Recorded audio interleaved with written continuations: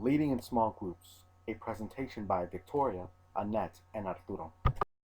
What is a small group?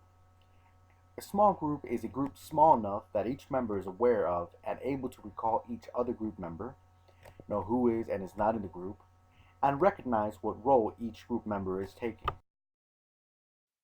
Effective versus ineffective groups. Sometimes a leader is able to choose its own group members. Sometimes they're not. When a leader is able to choose their own group members, they are able to consider the type of skills potential group members may bring to the table, where their experience and expertise lie, and any other specific personal characteristics that may benefit a group.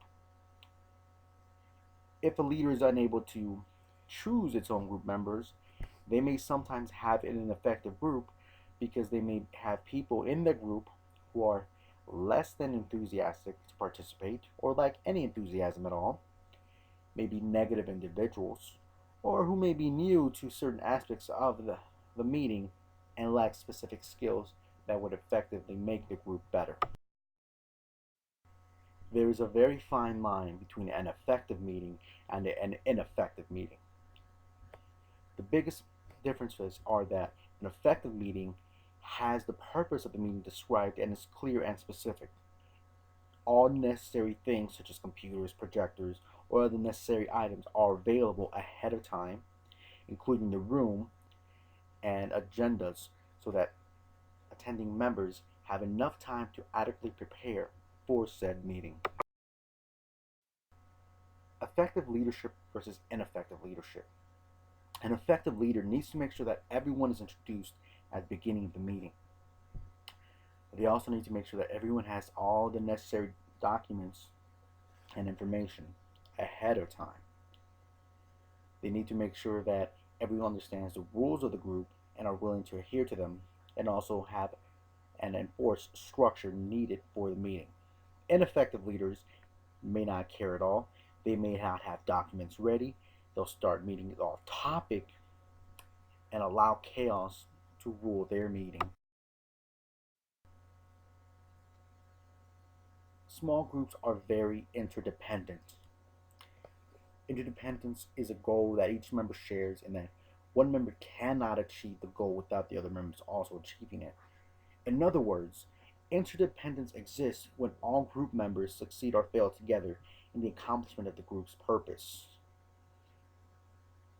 They're all united, and they either succeed together or they fail together. There are several keys to group participation and creative thinking. Some are that a leader must make sure that all members have an opportunity to speak.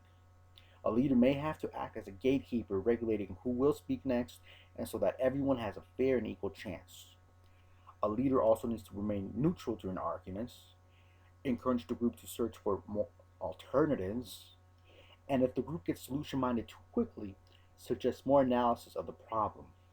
A group leader must also help prevent group think, group hate, the negative sides of group.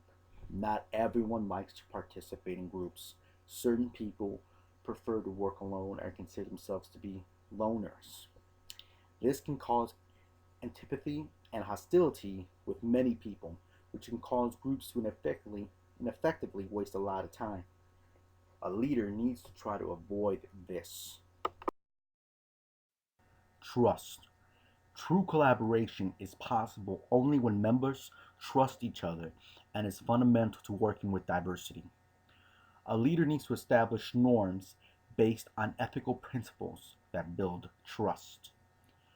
A leader may confront trust violators and other problem members. They will also encourage members to understand and embrace their diversity. And they also need to be a principled leader. Principled leaders put the needs of the group ahead of their individual needs and behave in ethical ways consistent to the group norms.